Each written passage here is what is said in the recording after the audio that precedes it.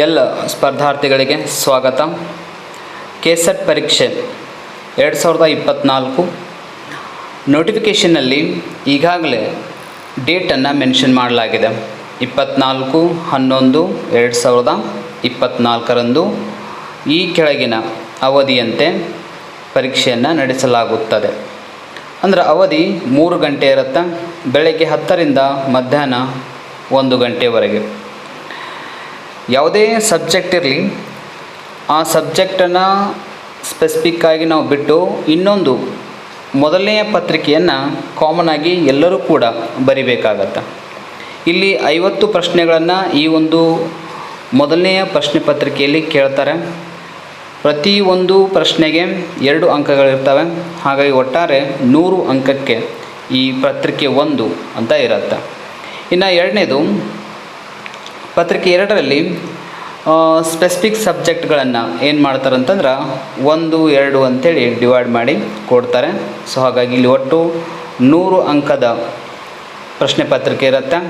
So ಅಲ್ಲಿ ಈ 200 ಅಂಕಗಳಿಗೆ ಈ ಒಂದು ಪರೀಕ್ಷೆಯನ್ನು ಬರೀಬೇಕಾಗತ್ತೆ. ಟೋಟಲ್ಲಾಗಿ 300 ಅಂಕಗಳಿಗೆ ಕೆಸೆಟ್ ಪರೀಕ್ಷೆಯನ್ನು ನೀವು ಬರೀಬೇಕಾಗತ್ತೆ.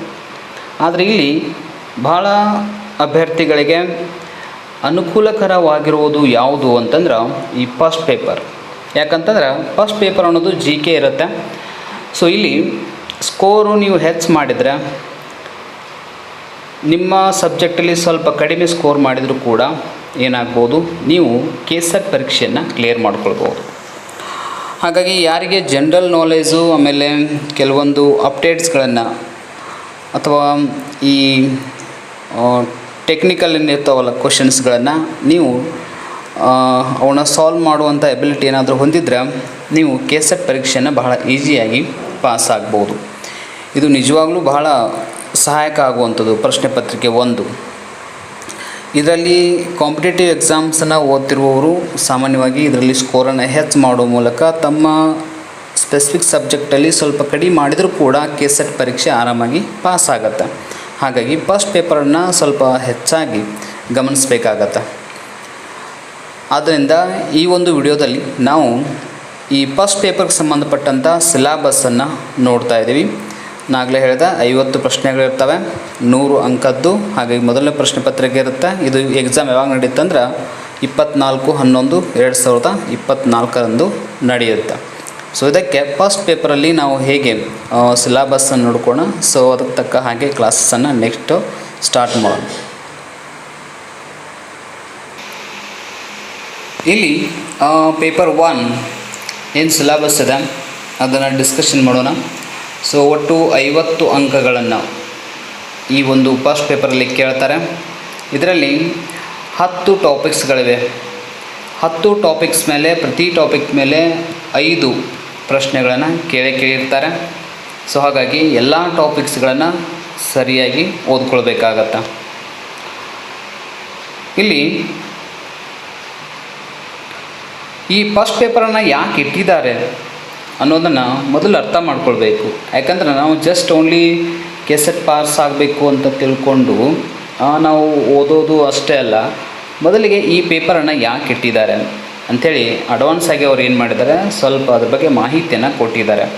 ಏನಿದೆ ಅಂತಂದ್ರೆ the main objectives is to assess the teaching and research capabilities of the candidates. ಅಂತಂದ್ರೆ ಈ ಸ್ಪರ್ಧಾರ್ಥಿಗಳು ಅಥವಾ ಈಗೇನು ನೆಕ್ಸ್ಟು ಅಸಿಸ್ಟೆಂಟ್ ಪ್ರೊಫೆಸರ್ ಆಗಬೇಕು ಅಂಥೇಳಿ ಈ ಎಕ್ಸಾಮನ್ನು ಏನು ಎಲಿಜಿಬಿಲಿಟಿನ ತೆಗೆದುಕೊಳ್ತಾ ಇರ್ತೀರಿ. ಸೊ ಅವರಿಗೆ ಈ ಟೀಚಿಂಗ್ ಬಗ್ಗೆ ಪ್ಲಸ್ ರಿಸರ್ಚ್ ಬಗ್ಗೆ ಗೊತ್ತಾಗಬೇಕು ಅಂತ ತಿಳ್ಕೊಂಡು ಈ ಪೇಪರನ್ನು ಕಂಡಕ್ಟ್ ಮಾಡ್ತಾ ಇದ್ದಾರೆ ಅಂತ ಅರ್ಥ. ಅದರೊಂದಿಗೆ the test aims at assessing the teaching and research aptitude as well. Candidate are expected to possess and ಕೆಲವೊಂದು ಅಬಿಲಿಟಿಗಳ ಬಗ್ಗೆ ಐತೆ ನೋಡಿರಿ. ಸೊ ಇವುಗಳನ್ನು ಹೆಚ್ಚು ಮಾಡೋ ಸಲುವಾಗಿ ಆ್ಯಂಡ್ ಕೆಲವೊಂದು ಅನಲೈಟಿಕಲ್ ಆಗಿ ಇವ್ಯಾಲ್ಯೂಯೇಷನ್ ಆಗಿರ್ಬೋದು, ಸ್ಟ್ರಕ್ಚರ್ ಆಫ್ ಆರ್ಗ್ಯುಮೆಂಟ್ಸ್ ಆಗಿರ್ಬೋದು, ಡಿಡಕ್ಟಿವ್ ಆ್ಯಂಡ್ ಇಂಡಕ್ಟಿವ್ ರೀಸನಿಂಗ್ ಆಗಿರ್ಬೋದು, ಆಮೇಲೆ ಜನರಲ್ ಅವೇರ್ನೆಸ್ ಆಗಿರ್ಬೋದು, ಇದರೊಂದಿಗೆ ಹೈಯರ್ ಎಜುಕೇಷನ್ ಬಗ್ಗೆ ಆಗಿರ್ಬೋದು, interaction between people and environment ಸಂಬಂಧಪಟ್ಟಂಗೆ ಆಗಿರ್ಬೋದು. ಇನ್ನು resources impact and quality of life, so ಇದ್ರ ಬಗ್ಗೆ ಆಗಿರ್ಬೋದು. ಇಷ್ಟೊಂದು ಮಾಹಿತಿಯನ್ನು ಒಬ್ಬ ಅಸಿಸ್ಟೆಂಟ್ ಪ್ರೊಫೆಸರ್ ಏನಾಗಬೇಕಾಗತ್ತಂದ್ರೆ ತಿಳ್ಕೊಳ್ಬೇಕಾಗತ್ತೆ ಅನ್ನೋದು. ಸೊ ಹಾಗಾಗಿ ಇದನ್ನು ಪೇಪರನ್ನು ಜನರಲ್ ನಾಲೆಜ್ ಇಂಪ್ರೂವ್ಮೆಂಟ್ ಆಗಲಿ ಅಂತ ತಿಳ್ಕೊಂಡು ಈ ಫಸ್ಟ್ ಪೇಪರ್ನ ಇಟ್ಟಿದ್ದಾರೆ ಅಂತ ಅರ್ಥ ಆಯಿತು.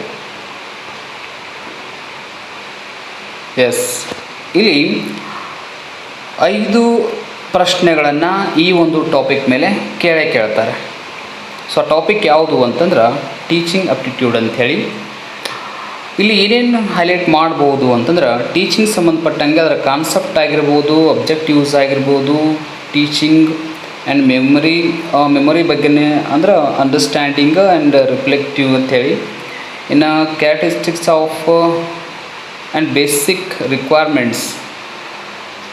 ಸೊ ಇದ್ರ ಬಗ್ಗೆ ಅಂದರೆ ಟೋಟಲಾಗಿ ಟೀಚಿಂಗ್ ಅಂದರೆ ಏನು, ಬೋಧನೆ ಅಂದರೆ ಏನು, ಬೋಧನೆಗೆ ಸಂಬಂಧಪಟ್ಟಂಥ ಕೆಲವೊಂದು ಪರಿಕಲ್ಪನೆಗಳು, ಅದರ ಉದ್ದೇಶ, ಆಮೇಲೆ ಕೆಲವೊಂದು ಸಾಮಾನ್ಯ ಅವಶ್ಯಕತೆಗಳು, ಏನೇನು ಟೀಚಿಂಗ್ಗೆ ಅವಶ್ಯಕತೆ ಆಗ್ತಾವೆ, ಸೊ ಎಲ್ಲವೂ ಕೂಡ ನಾವು ಇಲ್ಲಿ ಕಲಿಬೇಕಾಗತ್ತೆ ಫಸ್ಟ್ ಒಂದು ಏನು ಪಾಯಿಂಟ್ ಒಳಗೆ ಅಥವಾ ಯೂನಿಟ್ ಒಳಗೆ. ನೆಕ್ಸ್ಟು ಸೆಕೆಂಡ್ ಪಾಯಿಂಟ್ ಏನಿಸ್ತದೆ ಲರ್ನರ್ಸ್ ಬಗ್ಗೆ ಇದೆ. ಇದು ಟೀಚಿಂಗ್ ಬಗ್ಗೆ ಆಯಿತು, ಇದು ಲರ್ನರ್ಸ್ ಬಗ್ಗೆ. ಇಲ್ಲಿ ಹೈಲೈಟ್ ಮಾಡುವಂಥದ್ದು ಏನು ಅಂತಂದರೆ academic, social and emotional and cognitive ಅಂಥೇಳಿ ಇಂಡಿವಿಜುವಲ್ ಡಿಫ್ರೆನ್ಸಸ್. ಅಂದ್ರೆ ಈ ಕಲಿಕೆಯನ್ನು ಅಥವಾ ಕಲಿಯುವವರ ನಡುವೆ ಇರುವಂತಹ ವ್ಯತ್ಯಾಸಗಳ ಬಗ್ಗೆ ನಾವಿಲ್ಲಿ ಅರ್ಥ ಮಾಡ್ಕೊಳ್ಬೇಕಾಗತ್ತೆ. ಇನ್ನು factors affecting teaching related to teacher, learner and support materials and instructional facilities and learning environment and institution. Yes, ಇದು ಆಲ್ಮೋಸ್ಟ್ ಫ್ಯಾಕ್ಟರ್ ಎಫೆಕ್ಟಿಂಗ್ ಟೀಚಿಂಗ್ ಅಂತಂದ್ರೆ ಇಲ್ಲಿ ಸಾಮಾನ್ಯವಾಗಿ ಏನಾಗುತ್ತೆ ಅಂದರೆ ಲರ್ನರ್ಸು ಇರ್ತಾರೆ, ಟೀಚರ್ಸು ಇರ್ತಾರೆ, ಮತ್ತು ಕಾಲೇಜ್, ಸ್ಕೂಲ್ಸ್ ಎಲ್ಲ ಯಾವುದೇ ಇರಲಿ, ಸೊ ಎಲ್ಲ ಅವಶ್ಯಕತೆಗಳನ್ನು ಒಳಗೊಂಡಿರುವಂಥದ್ದು. ಇದ್ರ ಬಗ್ಗೆಯೂ ಕೂಡ ಮಾಹಿತಿ ಗೊತ್ತಿರಬೇಕಾಗತ್ತೆ.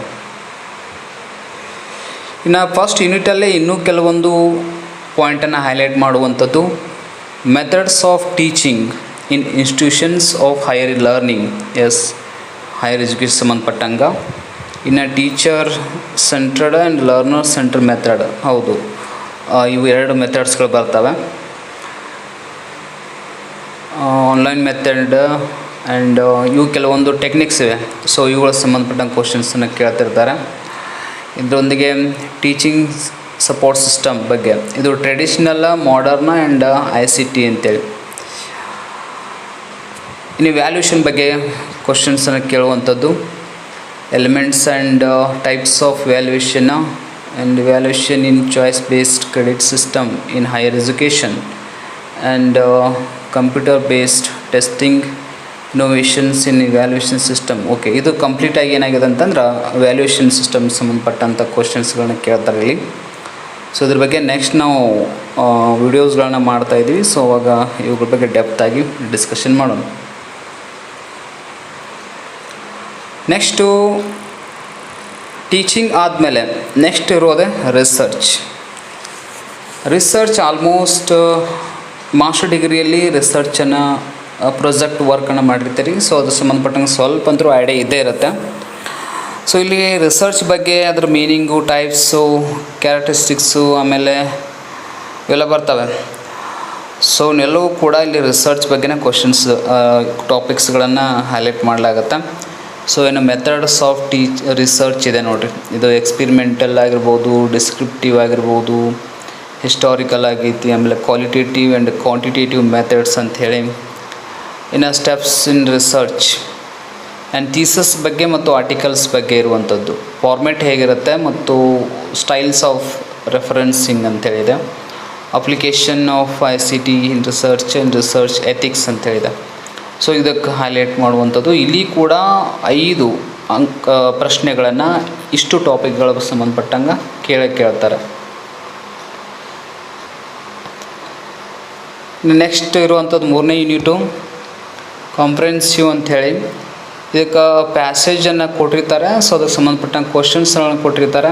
ಸೊ ಅವುಗಳಿಗೆ ಆನ್ಸರ್ ಮಾಡುವಂಥದ್ದು ಇದು ಕೂಡ ಇರುತ್ತೆ ಕ್ವಶನು. ಇದಕ್ಕೆ 5 ಮಾರ್ಕ್ಸ್ ಅಂತ ಫಿಕ್ಸ್ ಇರುತ್ತೆ ಇಲ್ಲಿ. ಓಕೆ, 5 ಮಾರ್ಕ್ಸನ್ನು ಕೊಟ್ಟಿರ್ತಾರೆ. ನೀವು ಏನಾದರೂ ಪ್ಯಾಸೇಜನ್ನು ಬಿಡಿಸಲಿಕ್ಕೆ ನಿಮಗೆ ಅಥವಾ ಅದನ್ನು ಸರಿಯಾಗಿ ಓದಿ ಅರ್ಥ ಮಾಡಿಕೊಂಡು ಕೆಳಗಿರುವ ಪ್ರಶ್ನೆಗಳಿಗೆ ಆನ್ಸರ್ ಮಾಡುವಂತಹ ಎಬಿಲಿಟಿ ನಿಮ್ಮ ಹತ್ರ ಇದ್ದರೆ ಆರಾಮಾಗಿ 5 ಮಾರ್ಕ್ಸನ್ನು ಇಲ್ಲಿ ತೆಗೆದುಕೊಳ್ಬೋದು. ಈ ನೆಕ್ಸ್ಟ್ ಇರುವಂಥದ್ದು 4th ಕಮ್ಯುನಿಕೇಷನ್. ಇಲ್ಲಿ ಕೂಡ 5 ಮಾರ್ಕ್ಸ್ 5 ಕ್ವಶನ್ಸನ್ನು ಕೇಳ್ತಾರೆ. 5 ಕ್ವಶನ್ ಕೇಳಿದಾಗ 10 ಮಾರ್ಕ್ಸು. ಓಕೆನಾ. ಇಲ್ಲಿ ಕಮ್ಯುನಿಕೇಷನ್ ಬಗ್ಗೆ the meaning, types, characteristics of communication ಬಗ್ಗೆ ಕೇಳ್ತಾರೆ. ಅದರಲ್ಲಿ ಕಮ್ಯುನಿಕೇಷನಲ್ಲಿ ಮತ್ತು ಎಫೆಕ್ಟಿವ್ ಕಮ್ಯುನಿಕೇಷನ್ ಬಗ್ಗೆ, ವರ್ಬಲ್ ಆ್ಯಂಡ್ ನಾನ್ ವರ್ಬಲ್ ಬಗ್ಗೆ ಕೇಳ್ತಾರೆ. Inter cultural and group communications ಬಗ್ಗೆ, ಕ್ಲಾಸ್ ರೂಮ್ ಕಮ್ಯುನಿಕೇಷನ್ ಬಗ್ಗೆ. ಇದು ಕೂಡ ಆಲ್ಮೋಸ್ಟ್ ಟೀಚಿಂಗ್ ಒಳಗಡೆ ಬರುವಂಥದ್ದು. ಸೊ ಇಲ್ಲಿ 5 ಕ್ವಶನ್ಸನ್ನು ಕೇಳ್ತಾರೆ. ಅಲ್ಲಿ ಕಮ್ಯುನಿಕೇಷನ್ ಸಂಬಂಧಪಟ್ಟಂಗೆ ಇನ್ನೂ ಕೆಲವೊಂದು ಅಂತಂದ್ರೆ ಕಮ್ಯುನಿಕೇಷನ್, ಎಫೆಕ್ಟಿವ್ ಕಮ್ಯುನಿಕೇಷನ್ ಸಂಬಂಧಪಟ್ಟಂಗೆ ನಮ್ಮ ಮಾಸ್ ಮೀಡಿಯಾ ಆ್ಯಂಡ್ ಸೊಸೈಟಿ ಬಗ್ಗೆ ಕ್ವಶನ್ಸನ್ನು ಕೇಳ್ತಿರ್ತಾರೆ. ಸೊ ಇಲ್ಲಿ 5 ಕ್ವಶನ್ಸ್ ಅಂತೂ ಕೇಳ್ತಾರೆ. ಇದು ನೆಕ್ಸ್ಟ್ 5th ಯಾವುದು ಅಂದ್ರೆ ಮ್ಯಾಥಮೆಟಿಕಲ್ ರೀಸನಿಂಗ್ ಆ್ಯಂಡ್ ಅಪ್ಟಿಟ್ಯೂಡ್ ಅಂತಿದೆ ನೋಡಿ. ಸೊ ಇಲ್ಲಿ ಕ್ವಶನ್ 5 ಕ್ವಶನ್ ಕೇಳಿರ್ತಾರೆ. ಇರಲಿ 5 ಕ್ವಶನು 10 ಮಾರ್ಕ್ಸ್ ಇದ್ದಿರುತ್ತೆ. Types of reasoning, yes, number series, letter series and coding and relationship, ಇವೆಲ್ಲ ಕಾಂಪಿಟೇಟಿವ್ ಎಕ್ಸಾಮ್ಸ್ ಒಳಗೆ ಕೇಳುವಂಥ ಕ್ವಶನ್ಸ್ಗಳಿವು. ಇನ್ನು ಮ್ಯಾಥಮೆಟಿಕಲ್ ಅಪ್ಟಿಟ್ಯೂಡ್ ಅಂದ್ರೆ fraction, time and distance, ratio, proportion, ಇವನ್ನೆಲ್ಲ ಕಾಂಪಿಟೇಟಿವ್ ಎಕ್ಸಾಮ್ಸ್ ಒಳಗೆ ಕೇಳ್ತಿರ್ತಾರೆ. Profit or loss, interest and discounting, averages, ಇವೆಲ್ಲ ಕ್ವಶನ್ಸ್ಗಳನ್ನ ಕೇಳ್ತಾರೆ. ಸೊ ಮ್ಯಾಥಮೆಟಿಕಲ್ ರೀಸನಿಂಗ್ ಇದು.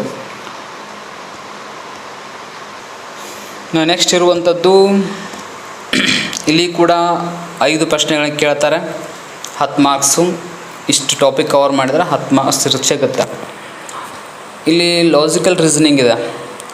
ಸೊ ಇಲ್ಲಿ ಅಂಡರ್ಸ್ಟ್ಯಾಂಡಿಂಗ್ ಸ್ಟ್ರಕ್ಚರ್ ಆಫ್ ಆರ್ಗ್ಯುಮೆಂಟ್ಸ್ ಸಂಬಂಧಪಟ್ಟಂಗೆ ಕೆಲವೊಂದು ಸೆಂಟೆನ್ಸನ್ನು ಕೊಡ್ತಾರೆ. ಅವುಗಳಿಗೆ ಸಂಬಂಧಪಟ್ಟಂಥ ಆನ್ಸರ್ನ ಎಕ್ಸ್ಪೆಕ್ಟ್ ಮಾಡ್ತಾ ಇರ್ತಾರೆ. ಸೊ ಆರ್ಗ್ಯುಮೆಂಟ್ಸ್ ಫಾರ್ಮ್ಸ್ ಹೆಂಗಿರ್ತವೆ, structure of categorise and mood, figure and format, formal and informal ಬಗ್ಗೆ ಕೇಳ್ತಾರೆ ನೋಡಿ. Yes. And uses of language ಬಗ್ಗೆನೂ ಕೂಡ ಕೇಳ್ತಾರೆ. ಆಮೇಲೆ ಕ್ಲಾಸಿಕಲ್ ಸ್ಕ್ವೇರ್ ಆಫ್ ಅಪೋಸಿಷನ್ ಅಂಥೇಳಿ, ಸೊ ಇದ್ರ ಬಗ್ಗೆ ಕ್ವಶನ್ಸನ್ನು ಕೇಳ್ತಾರೆ. ಇನ್ನು evaluating and distinguishing deductive and inductive reasoning ನೋಡಿ. ಸೊ ಇದ್ರ ಬಗ್ಗೆ ಕ್ವಶನ್ಸನ್ನು ಕೇಳಿದ್ರೆ ಕಾಂಪಿಟೇಟಿವ್ ಎಕ್ಸಾಮ್ಸ್ಗಳು ಬರುವಂಥವು ಕಾನ್ಸೆಪ್ಟ್ಗಳು. ನೆಕ್ಸ್ಟು ವೆನ್ ಡಯಾಗ್ರಾಮ್ ಬಗ್ಗೆ ಇರುತ್ತೆ, ಇಂಡಿಯನ್ ಲಾಜಿಕ್ ಬಗ್ಗೆ ಇರುತ್ತೆ. ಇಲ್ಲಿ ಕೆಲವೊಂದು ಕಾನ್ಸೆಪ್ಟ್ಗಳಿವೆ. ಇನ್ನು ಸ್ಟ್ರಕ್ಚರ್ಸ್ ಆ್ಯಂಡ್ ಕೈಂಡ್ಸ್ ಆಫ್ ಅನುಮಾನ ಅಂಥೇಳಿ, ಅನುಮಾನ. ಸೊ ಇದು ಸ್ವಲ್ಪ ಇದ್ರ ಬಗ್ಗೆ ತಿಳ್ಕೊಳ್ಬೇಕಾಗಿದೆ. ಯಾಕಂತಂದ್ರೆ ಇಲ್ಲಿ ಕ್ವಶನ್ಸನ್ನು ಸ್ವಲ್ಪ ಕನ್ಫ್ಯೂಷನ್ ಆಗೋ ಚಾನ್ಸಸ್ ಜಾಸ್ತಿ ಇರ್ತವೆ. ಅಂಥ ಕ್ವಶನ್ಸ್ಗಳನ್ನ ಇಲ್ಲಿ ಹೆಚ್ಚು ಕೇಳ್ತಾ ಇರ್ತಾರೆ. ನೆಕ್ಸ್ಟ್ ಇರುವಂಥದ್ದು ಡೇಟಾ ಇಂಟರ್ಪ್ರಿಟೇಷನ್ ಅಂಥೇಳಿ. ಸೊ ಇಲ್ಲಿ ಕೂಡ 5 ಕ್ವಶನ್ಸನ್ನು ಕೇಳಿರ್ತಾರೆ. 10 ಮಾರ್ಕ್ಸ್ ಇರುತ್ತೆ. So sources, classification of data ಬಗ್ಗೆ ಕೇಳ್ತಾರೆ ಕ್ವಶನ್. ಇಲ್ಲಿ ಡೇಟಾ ಒಳಗೆ 2 ಥರ ಇರ್ತಾವೆ, ಕ್ವಾಂಟಿಟೇಟಿವ್ ಆ್ಯಂಡ್ ಕ್ವಾಲಿಟೇಟಿವ್ ಡೇಟಾ ಅಂಥೇಳಿ. ಇನ್ನು ಗ್ರಾಫಿಕಲ್ ರೀಪ್ರೆಸೆಂಟೇಷನ್ ಬಗ್ಗೆ ಇರುತ್ತೆ. ಸೊ ಇವು ಕಾಮನ್ ಆಗಿ ಗೊತ್ತಿರುವಂಥದ್ದು, PUC ಡಿಗ್ರಿ ಲೆವೆಲ್ ಬಂದಿರ್ತವೆ. Bar chart, histograms, pie chart, table. So ಇವುಗಳ ಬಗ್ಗೆನೂ ಗೊತ್ತಿರುತ್ತೆ, ಇದೆಲ್ಲ ಬೇಸಿಕ್ಕಾಗಿ. ಆದರೆ ಈ ಕ್ವಶನ್ಸನ್ನು ಹೈಲೈಟ್ ಮಾಡುವಂಥದ್ದು. ಇನ್ನು ಅದೇ ನೆಕ್ಸ್ಟ್ ಸೇಮ್ ಟಾಪಿಕ್ ಇದೆ, ಡೇಟಾ ಇಂಟರ್ಪ್ರಿಟೇಷನ್ ಅಂತ ಹೇಳಿ. ಅದಾದಮೇಲೆ ಡೇಟಾ ಆ್ಯಂಡ್ ಗವರ್ನೆನ್ಸ್. ಸೊ ಇದ್ರ ಬಗ್ಗೆ ಕ್ವಶನ್ಸ್ನ ಕೇಳ್ತಿರ್ತಾರೆ. ಆಲ್ಮೋಸ್ಟ್ ಇಲ್ಲಿ ಸಿಲೆಬಸ್ ಕಡಿಮೆ ಇದೆ, ಬಟ್ 5 ಕ್ವಶನ್ಸನ್ನು ಹೈಲೈಟ್ ಮಾಡ್ತಾರೆ ಇಲ್ಲಿ. ನೆಕ್ಸ್ಟ್ ಇರುವಂಥದ್ದು ICT ಬಗ್ಗೆ, information and communication technology. So ಹಿಂಗಂದ್ರೆ ಏನು, ಮತ್ತು ಅದು ಬೇಸಿಕ್ ಇಮೇಲ್, ಆಡಿಯೋ, ವಿಡಿಯೋ ಇವೆಲ್ಲ ಏನು ಯಾವ ರೀತಿ ಇರ್ತಾವೆ ಅನ್ನೋದ್ರ ಬಗ್ಗೆ ಕ್ವಶನ್ಸನ್ನು ಕೇಳ್ತಿರ್ತಾರೆ. ಇನ್ನು ಹೈಯರ್ ಎಜುಕೇಷನ್ ಒಳಗೆ ಇದ್ರ ಬಗ್ಗೆ ಇರುವಂಥದ್ದು ICT ಬಗ್ಗೆನೂ. ನೆಕ್ಸ್ಟ್ ಇರುವಂಥ ಟಾಪಿಕ್ ಯಾವುದು ಅಂತಂದ್ರೆ people and development and environment ಬಗ್ಗೆ ಇರೋದು ಕ್ವಶನು. ಇಲ್ಲಿ ಲಾಜಿಕಲ್ಲಾಗಿ ಏನಿಲ್ಲ, ಇದು ಜನರಲಾಗಿ ಸ್ವಲ್ಪ ಗೊತ್ತಿರಬೇಕಾದಂಥದ್ದಿಲ್ಲ.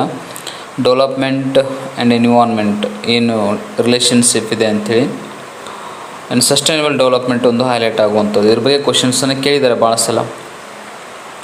And human and environmental interaction ಅಂಥೇಳಿ. ಸೊ ಇವೆಲ್ಲ they respects in environmental issues ಕೆಲವೊಂದು ಲೋಕಲ್, ರೀಜನಲ್ ಆ್ಯಂಡ್ ಗ್ಲೋಬಲ್ ಆಗ್ತಿರ್ತಾವಲ್ಲ. So air pollution, water pollution ಆಗಿರ್ಬೋದು, ಇವೆಲ್ಲ ವೇಸ್ಟ್.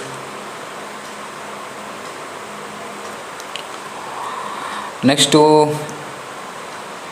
ಇಲ್ಲಿ impact of pollutants on human being, ಪೊಲ್ಯೂಷನ್ದ impact ಏನಾಗ್ತದೆ ಅಂಥೇಳಿ. ನ್ಯಾಚುರಲ್ ಆ್ಯಂಡ್ ಎನರ್ಜಿ ಸೋರ್ಸಸ್ ಬಗ್ಗೆ ಇರುವಂಥದ್ದು, solar, wind and soil, hydro. So ಎಲ್ಲ ಸೋರ್ಸಸ್, ಇವೆಲ್ಲ ರಿಸೋರ್ಸಸ್ ಅಂತ ಕರಿತೀವಿ. ಇನ್ನು ನ್ಯಾಚುರಲ್,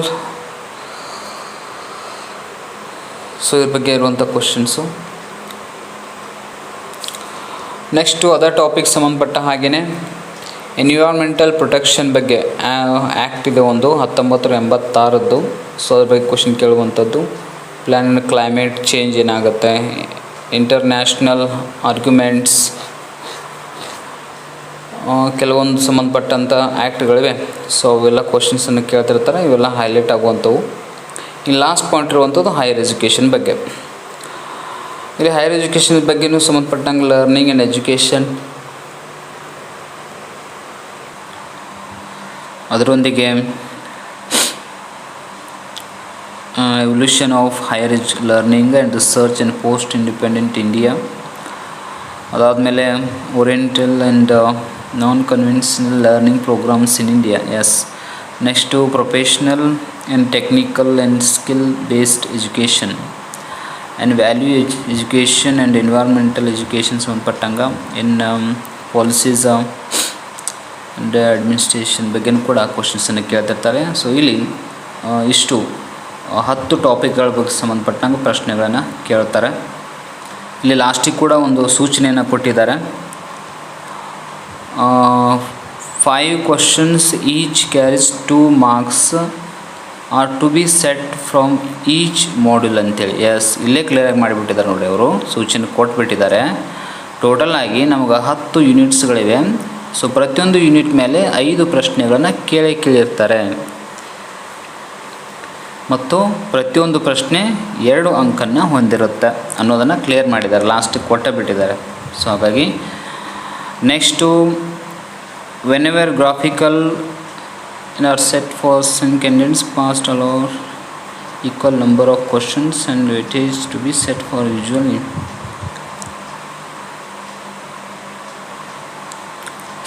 ಎಸ್, ಇದನ್ನು ಕೂಡ ಕೊಟ್ಟಿದ್ದಾರೆ ನೋಡಿ. ಸೊ ಇಷ್ಟು ಇನ್ಸ್ಟ್ರಕ್ಷನ್ ಕೊಟ್ಟಿದ್ದಾರೆ ಅವರು. ಸೊ ಇದ್ರ ಪ್ರಕಾರ ಏನು ಮಾಡ್ತಾರೆ, ಕ್ವಶನ್ಸನ್ನು ಕೇಳ್ತಾರೆ.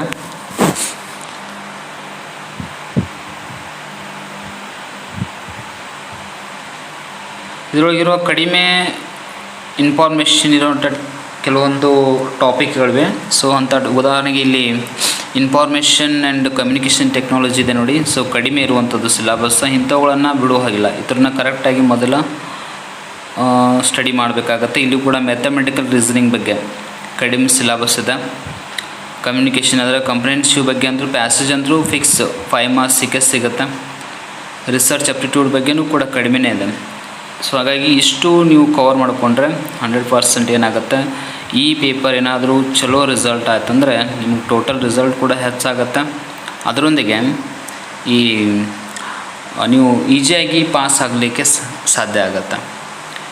ಇಲ್ಲಿ ಸ್ಟಾರ್ಟಿಂಗ್ ನಾ ಆಗಲೇ ಹೇಳ್ದಂಗೆ ಕೊಟ್ಟಿರುವಂಥ ಈ ಒಂದು ಮೇನ್ ಈ ಪೇಪರ್ದು ಏನು ಉದ್ದೇಶ ಅಂತಂದ್ರೆ, ನಾವು ಈ ಅಸಿಸ್ಟೆಂಟ್ ಪ್ರೊಫೆಸರ್ ಆಗಬೇಕು ಅಥವಾ ಯೂನಿವರ್ಸಿಟಿ ಪ್ರೊಫೆಸರ್ ಆಗಬೇಕಾದ್ರೆ ಟೀಚಿಂಗ್ ಬಗ್ಗೆ ಮತ್ತು ರಿಸರ್ಚ್ ಬಗ್ಗೆ ನಾಲೆಜ್ ಇರಬೇಕಾಗತ್ತೆ. ಅದರೊಂದಿಗೆ ಅದಕ್ಕೆ ರಿಲೇಟೆಡ್ ಇರುವಂಥ ಕೆಲವೊಂದು ಟಾಪಿಕ್ಗಳ ಬಗ್ಗೆ ಗೊತ್ತಿರಬೇಕಾಗತ್ತೆ.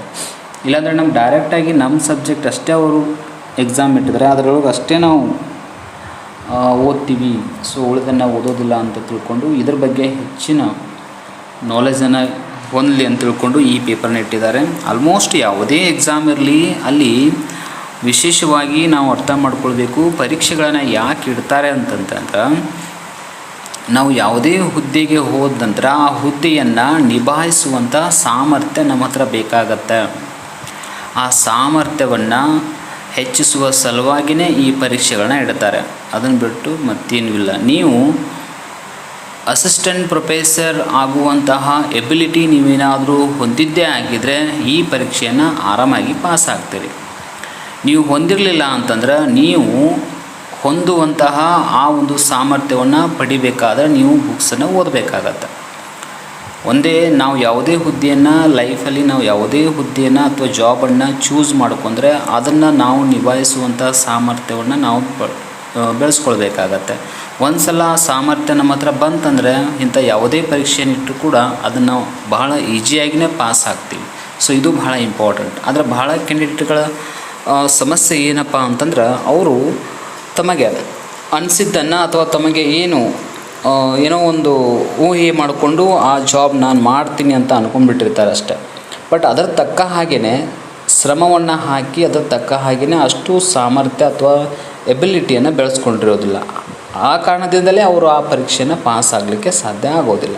ಸೊ ಇದೇ ಮೇನ್ ರೀಸನ್ ಇರೋದು. ನಾವು ಯಾವುದೇ ಹುದ್ದೆಗೆ ಹೋಗಬೇಕಾದ್ರೆ ನಾವು ಚೂಸ್ ಮಾಡಿಕೊಂಡಿರುವಂಥ ಫೀಲ್ಡ್ ಹೇಗಿದೆ ಮತ್ತು ಅಲ್ಲಿ ನಾವು ಅಷ್ಟು ಸಾಮರ್ಥ್ಯವನ್ನು ಮತ್ತು ಎಬಿಲಿಟಿಯನ್ನು ಪಡ್ಕೊಂಡಿದ್ದೀವ ಅಂತ ನಾವೇ ಟೆಸ್ಟ್ ಮಾಡ್ಕೊಳ್ಬೇಕು. ಅವಾಗ ಕ್ಲಿಯರ್ ಆಗುತ್ತೆ. ನಮ್ಮ ಹತ್ರ ಒಳ್ಳೆಯ ಎಬಿಲಿಟಿ, ಒಳ್ಳೆಯ ನಾಲೆಜು ಎಲ್ಲ ಇತ್ತಂತಂದರೆ ನಾವು ಇಂಥ ಪರೀಕ್ಷೆಯನ್ನು ಭಾಳ ಸರಳವಾಗಿಯೇ ಪಾಸ್ ಆಗ್ಬೋದು. ಕೇವಲ ಪರೀಕ್ಷೆಯ ದೃಷ್ಟಿಕೋನದಿಂದ ಮಾತ್ರ ಓದಿ ಪಾಸ್ ಅದು ಬೇರೆ. ನಾವು ಇರೋವರೆಗೂ ಕೂಡ ನಮ್ಮ ಹತ್ರ ನಾಲೆಜ್ ಇರಲಿ ಅಂತ ತಿಳ್ಕೊಂಡು ಓದೋದು ಬೇರೆ. ನಮ್ಮ ಹತ್ರ ನಾಲೆಜ್ ಇರಲಿ ಅಂತ ಯಾರು ಓದ್ತಾ ಇರ್ತಾರೆ, ಸೊ ಅವರಿಗೆ ಇಂಥ ಎಕ್ಸಾಮ್ಸ್ಗಳು ಏನೂ ಅಲ್ಲ. ಬಟ್ ಯಾರು ಕೇವಲ ಬರೀ ನಾ ಎಕ್ಸಾಮ್ ಅಷ್ಟೇ ಪಾಸ್ ಆಗಬೇಕು ಅಂತ ಓದ್ತಾ ಇರ್ತಾರೆ ಅವ್ರಿಗೆ ಕಠಿಣ ಆಗುತ್ತೆ. ಯಾಕಂದರೆ ಎಕ್ಸಾಮ್ಗಷ್ಟೇ ಓದ್ತಾ ಇರ್ತಾರೆ ಅಂದಮೇಲೆ ಅದ್ರ ಶಾರ್ಟ್ಕಟ್ ಮೆಥಡ್ಸನ್ನ ಯೂಸ್ ಮಾಡೋಕ್ಕಿರ್ತಾರೆ. ಯಾವಾಗ ಶಾರ್ಟ್ಕಟ್ ಮೆಥಡ್ಸನ್ನು ಯೂಸ್ ಮಾಡ್ತಾರೆ ಆವಾಗ ಆಟೋಮೆಟಿಕ್ ಅವ್ರಿಗೆ ಏನಾಗೋದಿಲ್ಲ, ಸಬ್ಜೆಕ್ಟ್ ಬಹಳ ದಿನಗಳವರೆಗೆ ನೆನಪುಳಿಯೋದಿಲ್ಲ, ಅದು ಮರ್ತು ಹೋಗುತ್ತೆ.